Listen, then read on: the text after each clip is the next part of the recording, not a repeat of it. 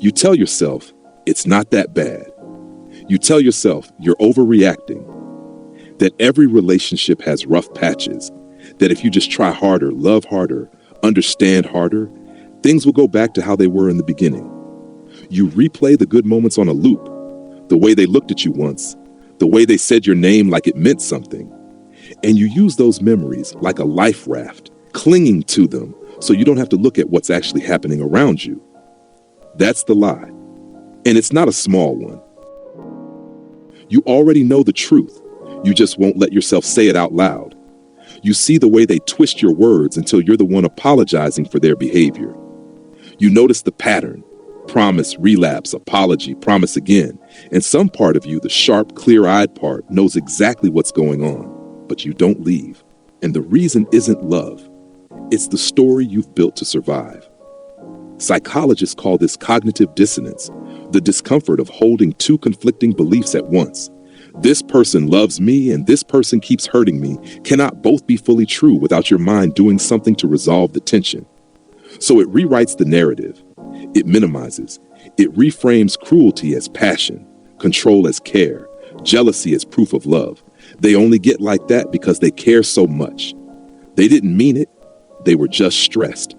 Every one of those sentences is a small act of self-betrayal dressed up as loyalty.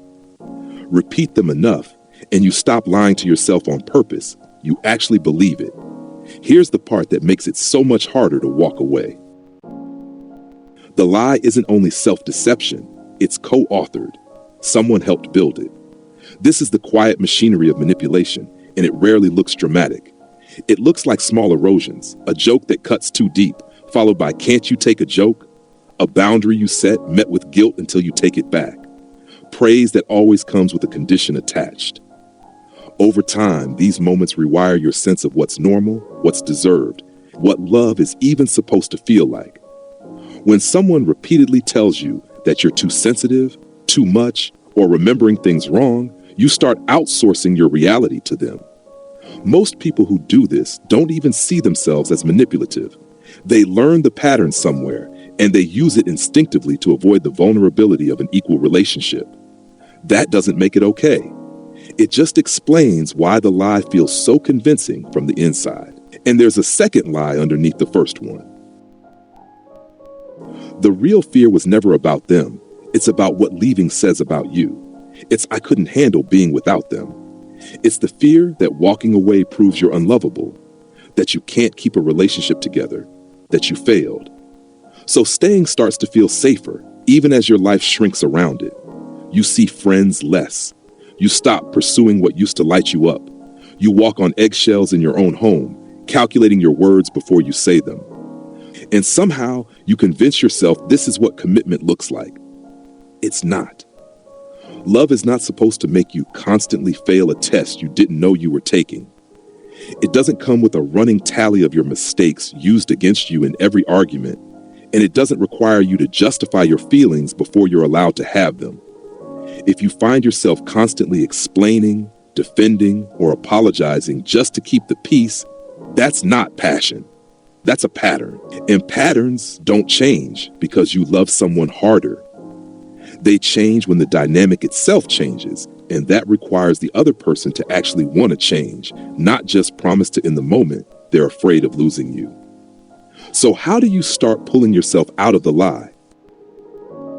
Ask yourself what you'd tell your best friend if they described this exact relationship to you. Not the version you'd say out loud to defend it, the raw, unfiltered truth. Would you tell them to stay? Would you call this love? Or would you call it something else? That gap between what you'd advise someone else and what you're allowing for yourself, that's exactly where the lie lives. It's uncomfortable to look at directly, but it's also where your way out begins. Leaving doesn't have to be dramatic or immediate to be real.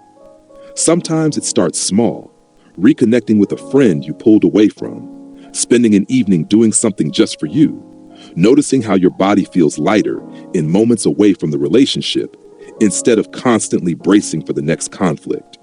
Those small moments matter because they remind you what your baseline felt like before the relationship convinced you that anxiety and love were the same sensation. And if you're recognizing pieces of yourself in this, understand, it's not about blame. You're not weak for staying. You're not foolish for believing the lie. Manipulation in intimate relationships is designed to be believable. It works precisely because it exploits the things that make you a good, loving, loyal person. Your empathy, your hope, your willingness to see the best in someone. That's not a flaw. It's just a vulnerability the wrong person learned how to use. Walking away from something that hurts doesn't mean you failed at love. It means you finally stopped lying to yourself long enough to see it clearly. And that clarity, uncomfortable as it is the first real step toward a version of love that doesn't require you to disappear to keep it. If this hit close to home, you're not alone. Recognizing the pattern is the hardest part. Drop a comment if you've caught yourself telling this lie. And if you want more breakdowns like this, subscribe, because we're just getting started.